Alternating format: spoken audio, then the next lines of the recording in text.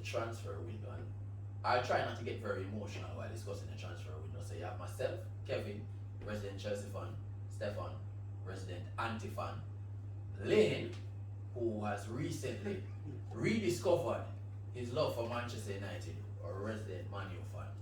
Right, so in this show we're going to rate the transfer window of a couple clubs, right? And I think we're gonna start with what, in my opinion, I'm gonna ask everybody to give me the rating and why. So start with Barcelona. Wait, how you rate Barca window? 12 out of 10. I agree. 12 out of 10. I think, and Stefan will tell us is a media and everything, and fine. But it's what we read, right? If you saw what Barcelona did last season, if you saw what they did January, and what that strategy looked like and where they started. So January is free players. So they got Frank Kessie and Christiansen working on those deals early. But I definitely never expected them to have the winner that they had. And the pool that they had was unbelievable, right? So Rafinha, with Arsenal and Chelsea looming, was able to bring in Rafinha. Lewandowski getting that deal done from February, right? Sharpman from Sevilla, Jules Koundé. Shocking.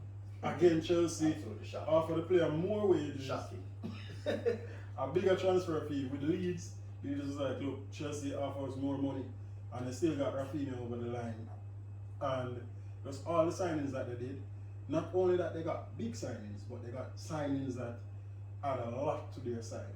So when you look at how they impact the defense, how they improve significantly the attacking line with Rafinha and Lewandowski, they significantly improve the defense. Koundé can play at a wing back as well as centre back.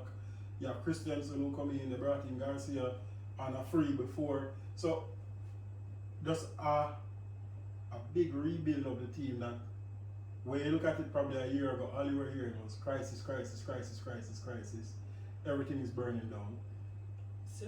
Sell everything. Who wants to go there? Weddings are on the lookout. Alright, scrimmage. Maybe I think we go play some scrimmage up there, right? And they did well in terms of the transfers, the players that they were to get over the line, and the quality signings and the impact that it will have on the side overall was very impressive and outside of what I think a lot of fans were expecting, which is why I put it there. And look, the club supported the coach significantly enough to pull the economic levers and make a tough decision now. So pull more levers and Dungeons and Dragons. levers. So I agree with you. I think they had an excellent winner, not just from the perspective of getting in quality players and almost rebuilding the side with a mix of experience and youth, which is very important.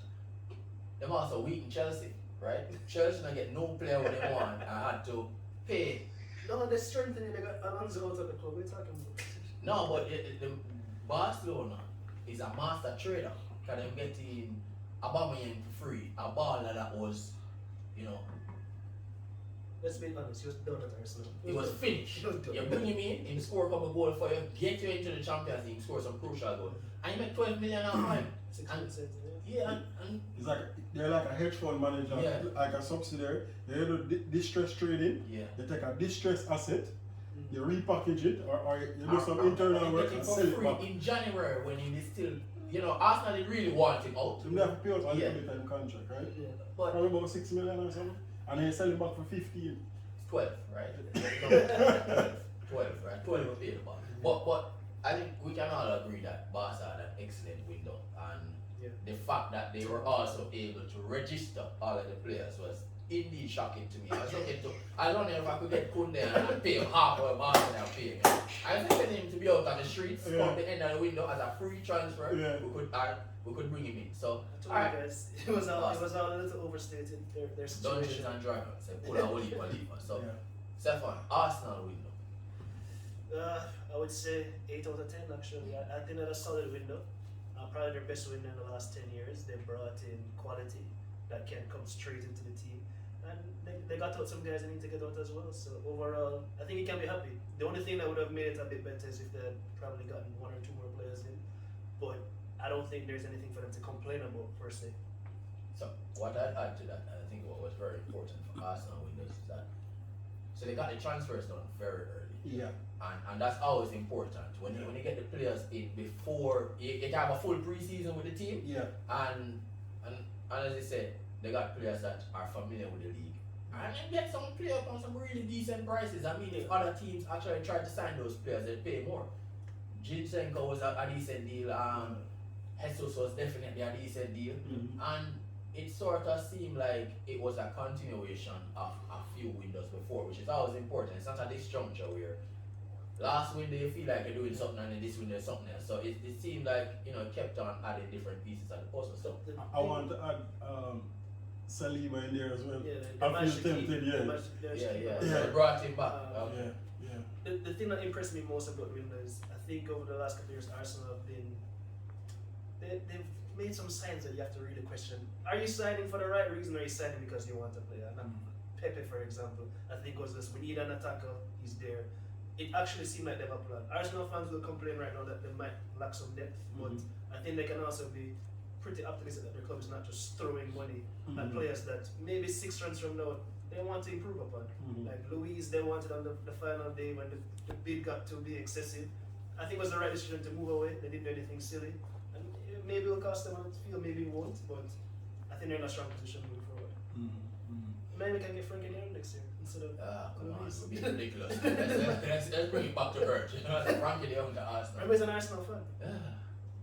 The Barca fan tour never work out for him, so Yeah, but that's another reason why Barca's been so impressive. They managed to keep Frankie De Jong. Yeah, I mean, that BR video is very hilarious because it seemed like only one phone call they made Frankie De Jong and never one answer.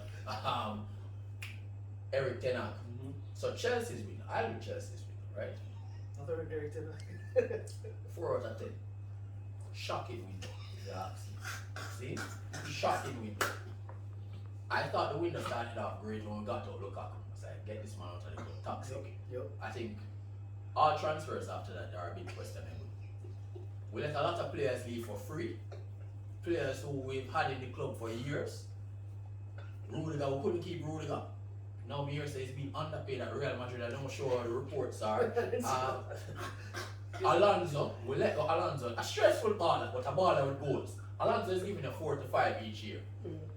Cucurella, from day one, I'm telling you, so we overpay for the ball here, right? We sell Emerson Felix-Lanotte. We have Ben Chilwell, a £50 million English player, and we pay more for Cucurella than Ben Chilwell. And we saw what Ben Chilwell is doing. We overpay, right?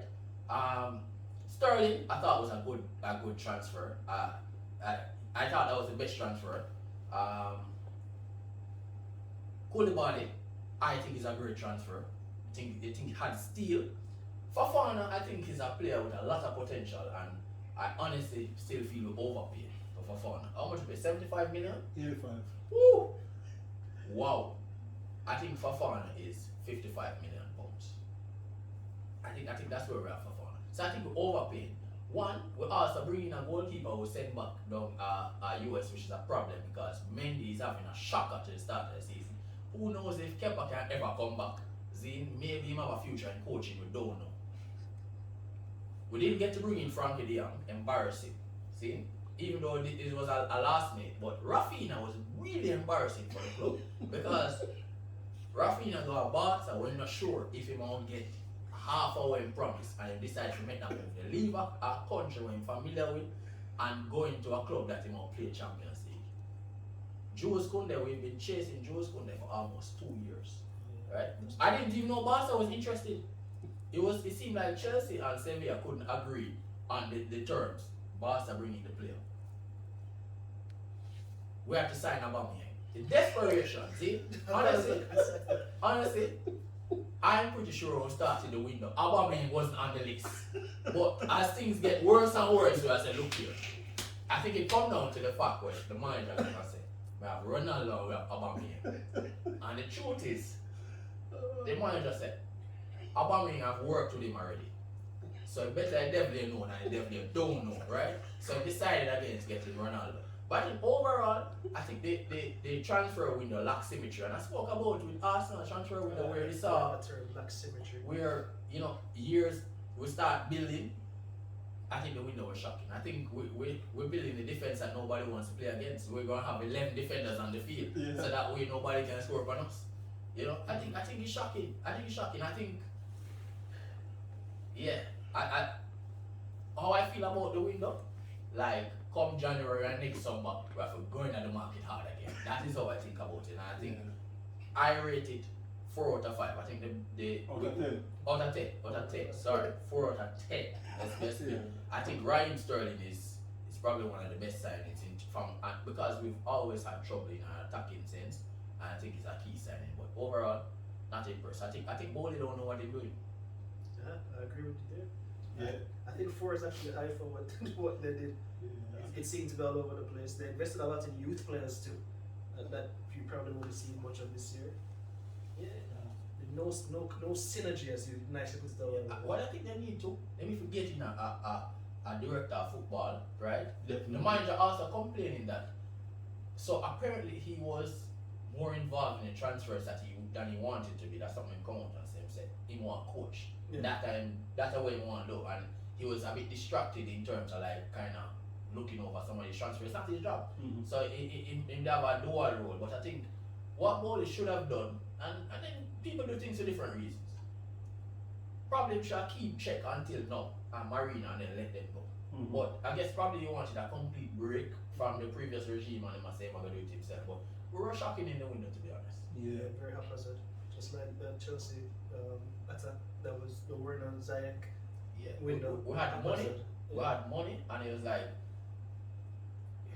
it come like when the player them here who live the Chelsea, so they must say, yo, I don't know what's really going on over there. You know, While, Yeah. You know, it actually compound. You saw the report that they looked at Lavia on deadline day, $50 million Yeah. after just joining. So that, and then ended up with Zakaria. That kind of shows that there was no plan.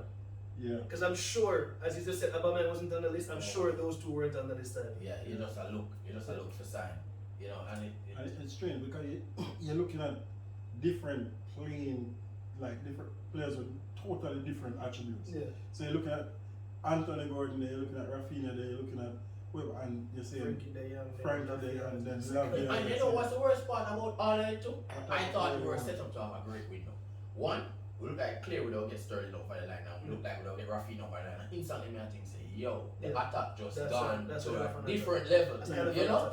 Yeah. And then like all of a sudden, yeah, Rafinha, I couldn't understand it. Right? So I mean, and the Sterling move too, you know, is sort of like a money move in a way. And some professionals, Sterling speak out about not getting enough games, but Sterling have nothing else to prove. And Sterling I go play some ball and score some goal and get a bag of money and live in London. See? Come over. It's not like an aspirational move when I say, yeah, we'll come at Chelsea. No, obviously It's want to probably win. not the same as a Jesus, for example. Yeah, no, it's not the same. Yeah, so like Jesus have something for proof now. Yeah. Like he must say, look here, I haven't been a regular starter, and I want to show that I can play. And then Sterling now make it into the World Cup squad. Jesus, he probably will make it into the World Cup squad, but we have to fight to try and get a starting role. So I think, yeah, I mean the window shocking, and I think, as I said, January and summer again, we have to go looking again, and it's not like we're adding pieces to complement or improve the side. It come like we have to start from scratch again, Yeah. What I say though, you definitely need to build a structure first. right? You have to get the director of football, you have to get your sporting director, you have to ensure that you have your football identity in terms of, so when you're targeting players, because who is to tell that these youth players that you buy, that fans typically get excited about but don't know nothing about, can ever matriculate into the system that you want to play. So that's a tricky thing. Well, you know, and this is the final point on Chelsea. We can sell them back over time. We have a portfolio of assets so held for trading, right? Held for So trading, we yeah. can push them up. But Yeah. and we flip back to your lane, Manchester United. To profit and loss. Manchester United, what a bad window. And What's the score?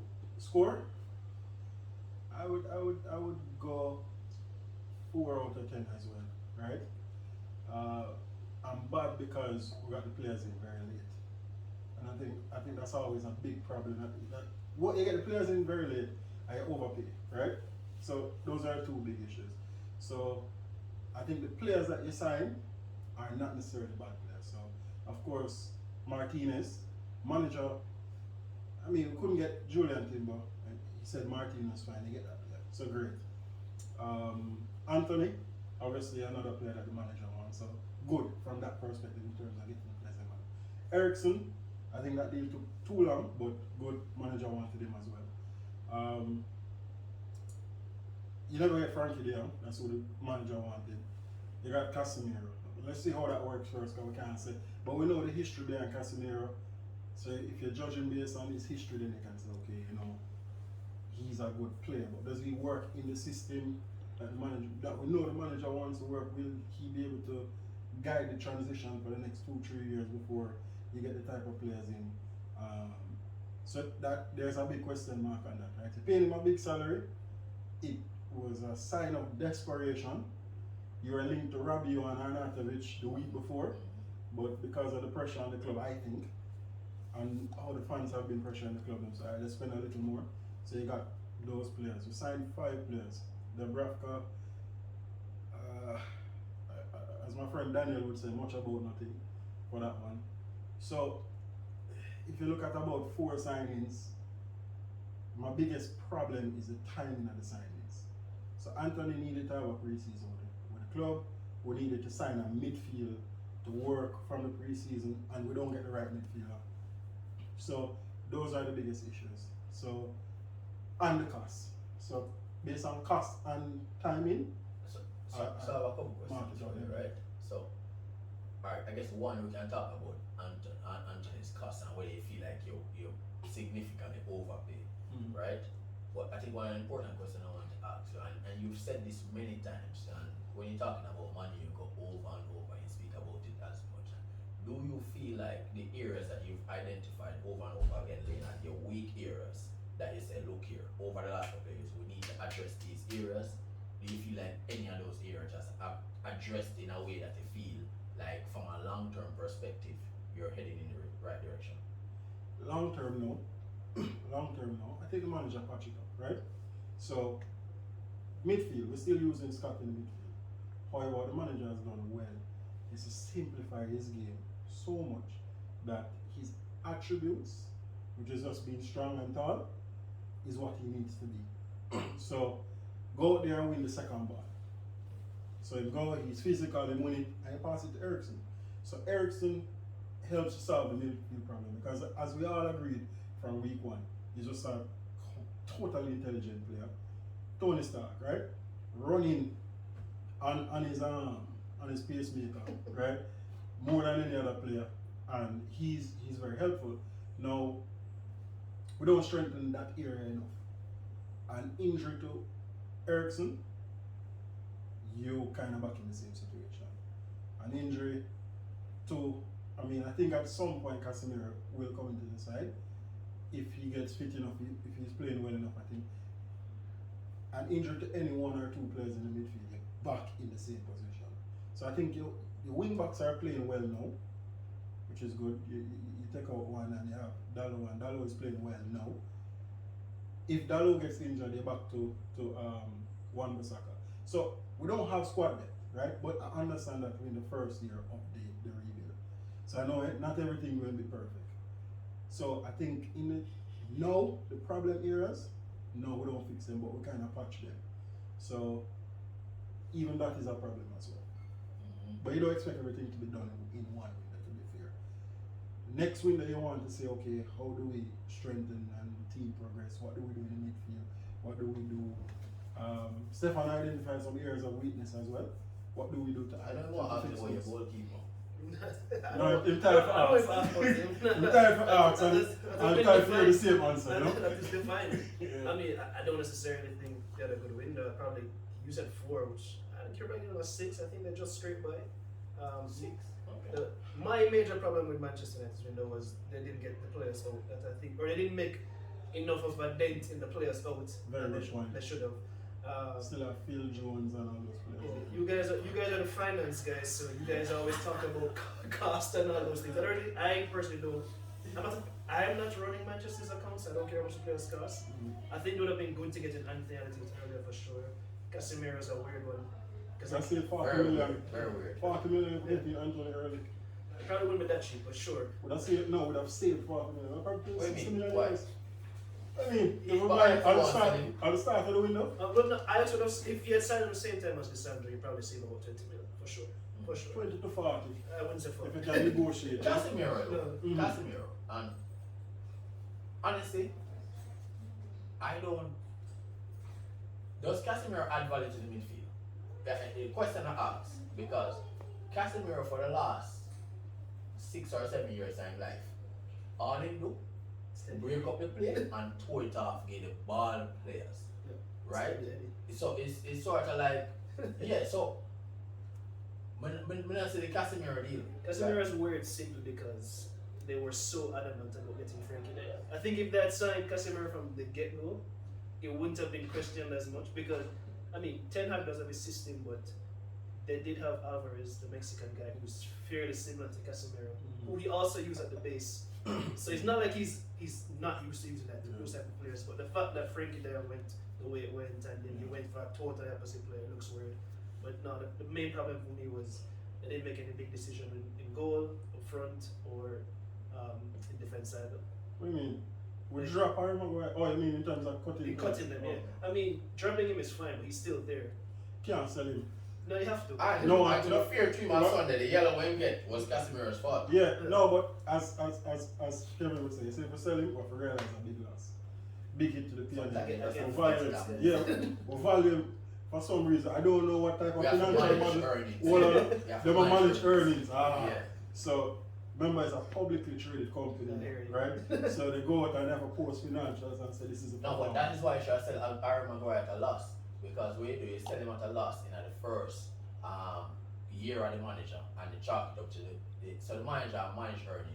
Every year make a profit after that. The manager not managing the earnings. The club are managing the earnings. That's the problem. So the manager and then probably I use Harry Maguire as collateral. I don't know who on the other side of the loan is a bad trade, right? But they probably say we value 200% collateralization. We value this asset at 80 million, right? Now if you go to the market and try to find the fair value, which we mean when what people willing to pay, I'm on Chelsea, but only Chelsea would have paid 85. Chelsea would have probably said 65. Yeah, but I don't think of it enough Fofana very cheap because it could have been worse. But Maguire's definitely not $85 million on their books right now. But Rashford was valued at 50 million at PSG. Why never take that? No, but a fair value they would have used. Rashford was valued at 50 million by PSG. Who value Rashford at 120 is a loss not again. Remember, alright. It couldn't be a If loss. you use amortized cost that work, right? Yeah. Where I use fair value through comprehensive income, Now right? they're talking the food I'm not listening to that. But Go back to the football. Yeah. But honestly, my thing Yeah. was they didn't make any big decision in any of those key positions. Yeah. And again, so I don't even know why I rate them so high. yeah, Because a shocking. I'm at 6 because you're right. I mean, it's been a while, but they don't get out a lot of the players that they should get out that you should have sold. Brandon Williams, Wan-Bissaka, even Eric Bailly is on loan. All of these players that the manager clearly don't want. You have to get rid of them. And 2, some of these players that you really don't need and their problems in the club. I would say Luke Shaw, right? Even more than Harry Maguire. Luke Shaw. Cut him, right? Cut him and work with what you have from the youth. So you're right, I agree with you. So maybe I never even factor in that. So maybe I need to discount my rating some more. You're too nice at 6. Is there any other team, just to wrap up, like, you probably want to discuss their window? Man City. Erling Haaland early. Calvin Phillips early. Yeah. I think that's Julian Alvarez earlier. Julian Alvarez earlier from January. I think those 3 signings were good, and I think they're probably net positive from a spending perspective with cuttings, Sterling, Jesus, Zinchenko, and they signed a left back from Anderlecht as well, right? Yeah, Sergio Gomez. Yeah. They probably covered all their bases for the most part. Yeah, and what I like about the Calvin Phillips signing, not my favorite player for City, just in terms of how they play.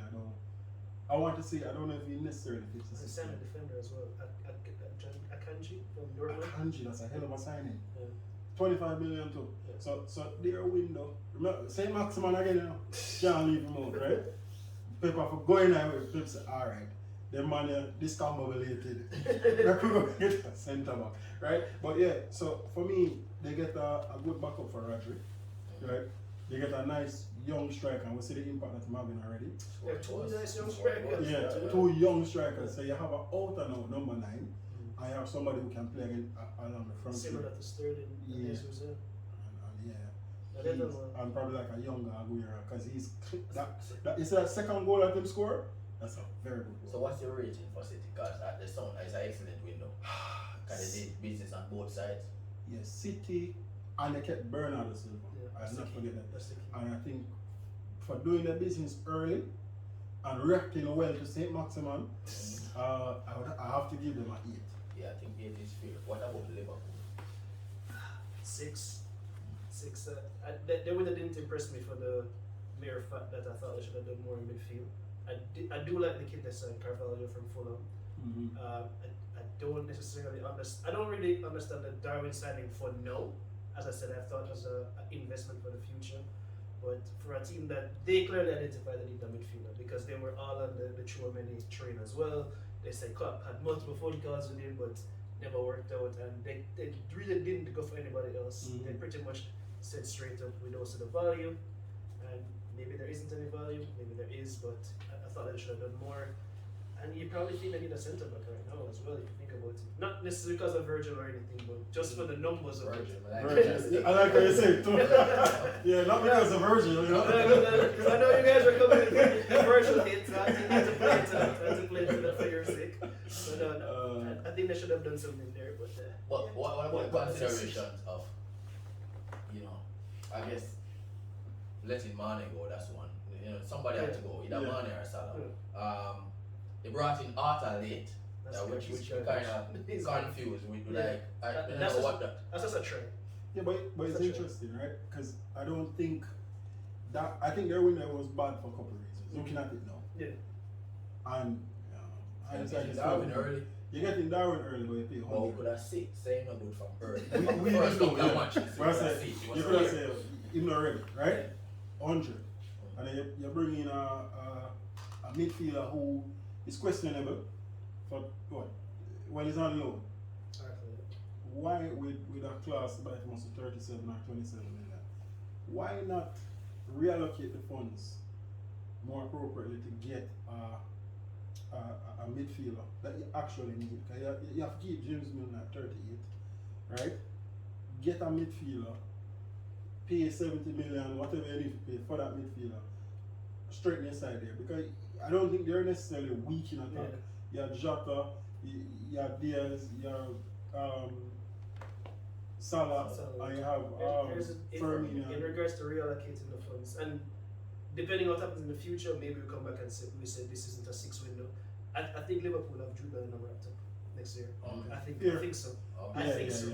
I think they'll wrapped up for next year. Yeah, that's So, true. and if that is the case, you can probably understand why they don't go for anybody else. Because outside of Chouameni or a Jude Bellingham, who can you really think that should have signed per se Yeah. in midfield? No, you're right. But if they don't have a wrapped up and he's in Madrid next year, then you say, what were you guys doing? That's the rumors that you're hearing from you that they have him. So you're right. If next year we look and Jude Bellingham goes in very early, then you say, okay, we understand why they probably just take him on loan and you're going to tough out the season. But I think that if we're just looking at this window in isolation, I think it's a problem. Yeah, it's a problem. It's a big because their midfield is weak. I do like Carvalho, and I like Elliott as well, who I think has started very well. But Thiago is a loss. Thiago's a loss. Yeah. Yeah. And they don't have anybody for that. Technically, Harvey Elliott. No, that's a ball. Get him out. He's That's going right. to the World Cup. Let's get Harvey Elliott. Harvey Elliott will likely go to the World Cup before Maximin. We will see. Maximin Hold on. We have to do a poll because Harvey Elliott and Saint Maximin are the same sentence, and it's not Saint Maximin destroying Harvey Elliott. They don't have Alright, listen. So I mean, we done the rating. So let us know whether or not you agree. Or you think they're too high. I think Man U at 6 is too high. I think Liverpool at 6 is also too high. I think there are a couple of ratings that I agreed with. So let us know your thoughts. Do you think City Who are the best window in your opinion in the Premier League? Who are the best window overall in Europe? And you know, I think we'll have this discussion again a little further. Brighton. Middle of the season and at the end of the season, Brighton had a Best window, fantastic Brighton.